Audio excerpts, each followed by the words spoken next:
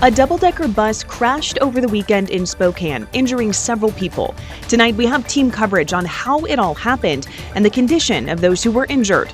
Plus, the Pierce County Sheriff could soon be out of Washington's top law enforcement group after controversial remarks he made to lawmakers. The latest tonight. Cloudy today, and it ruins the chances of northern lights tonight, but by tomorrow, we might see a little more sun.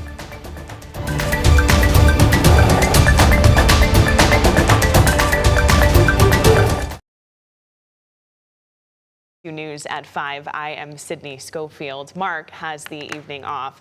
It's now been more than 24 hours since a double-decker transit bus smashed into one of the railroad bridges in downtown Spokane. Tonight, we're continuing to learn new details about that crash. For Spokane Transit Authority, she joins us now in downtown right by that crash site. Cody, what did you find out today?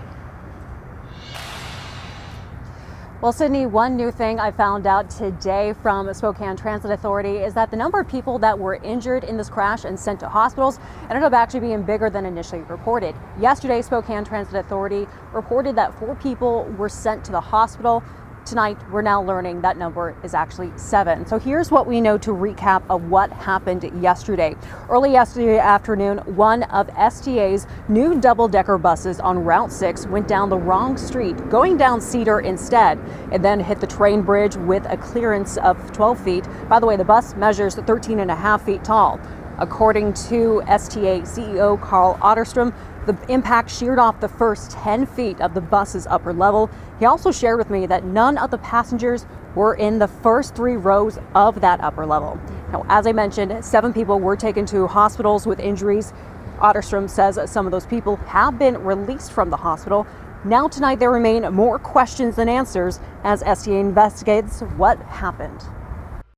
Very early on in the investigation, we're really looking into understanding both the actions and inactions of the operator, the technology systems, the other circumstances related to the event.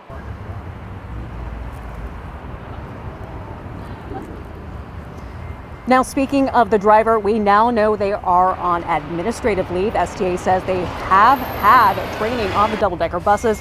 They've also been with STA for more than 4 years. Now, as for the rest of the double-decker bus fleet, Otterstrom says they will not be in operation during the rest of this investigation. Just exactly how long that will take, though, is anyone's guess tonight. Reporting live in downtown, Cody Proctor, KREM 2 News. Cody, thank you. Multiple passengers on that bus are still dealing with the aftermath. Today, KREM 2's Regan Gallo spoke to a couple of those passengers who were hurt in the crash. We do want to warn you, some of the images of the victims and their injuries may be disturbing. Regan? Well, Sydney, both passengers I spoke with say they remember thinking this isn't the normal route, but didn't think much of it at the time, assuming there was a reason for the change. Now, both passengers are recovering from a range of injuries.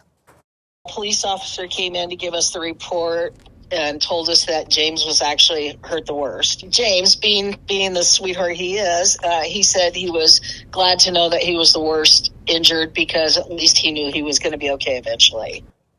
Now, James McShane of Cheney was one of the people injured in yesterday's crash. His wife, Pam Davis, tells me her husband rides Spokane Transit Authority buses several times a week. She spoke on his behalf because she says his injuries made it hard for him to talk. She describes James was sitting on the lower level of the bus before the crash, and the impact was so hard he slammed into plexiglass. She says he suffered several injuries to his face and mouth. Now, tonight on KREM 2 News at 6, we hear more from James's wife about his injuries and how he noticed something was off about the route the bus was on. I'm reporting in the newsroom, Regan Gallo, KREM 2 News. Regan, thank you. Let's turn our attention to the forecast. Now we've got Chief Meteorologist Jeremy Legoo in our Outdoor Weather Center. And Jeremy, the forecast is kind of boring. Yeah, it's very boring. But, Sydney, yes, we might see sunshine this week. Okay, that's big news. Thank you. Let's talk the boring forecast because we got to talk sun. 27 degrees where we currently sit. Yep, it's cold, cool, it's cloudy, and it's stagnant. Nothing really changes, but our air stagnation advisories are going to expire tomorrow. And that's because we're going to stir the atmosphere. Watch how this works. We get a little bit of a system moving in. Notice the difference in wind direction ahead of it and behind it. That is how we're going to stir the atmosphere. So all of this slides through and wind shifts direction. We stir the atmosphere and we likely see a little bit of sunshine tomorrow afternoon. Now, there's a lot of talk about the aurora. Probably not getting a break in the clouds tonight. Tomorrow, it might see increasing sunshine and maybe a little bit of blue sky tomorrow afternoon. Mostly cloudy Wednesday, Thursday with more disturbances in the vicinity. By Friday and Saturday, we could very well be under mostly sunny skies. Jeremy, thank you. An inmate at the Idaho Department of Corrections assaulted a staff member, and that staff member is now in the hospital. Officials say Robert Pompa brutally assaulted the 56-year-old staff member in Idaho's maximum security institution. The staff member was taken to the hospital. We're learning they are in stable condition tonight. Pompa is serving time for murder and battery charges on a correctional officer in a separate incident. He's also serving time for burglary, aggravated battery, and unlawful discharge of a weapon. When you try to remove me from office, thousands of Pierce County residents will surround the county city building in downtown Tacoma and will not allow that to happen. We're now learning the Pierce County Sheriff could soon be out of Washington's top law enforcement group after he made controversial remarks last week to lawmakers. Sheriff Keith Swank's testimony came during debate over a bill to tighten standards and oversight for law enforcement leaders. The bill proposes raising the bar for law enforcement, setting minimum age and experience requirements, mandating background checks, and adding new oversight. The Washington Association of Sheriffs and Police Chiefs is responding tonight, saying Sheriff Swank's testimony does not represent the organization and it will consider expelling Swank.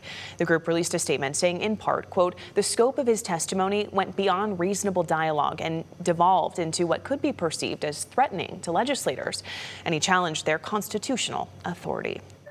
We have much more to get to here on KREM 2 News at 5 o'clock. There are major questions and multiple lawsuits over child safety concerns with the popular children's game Roblox. Everything we know coming up.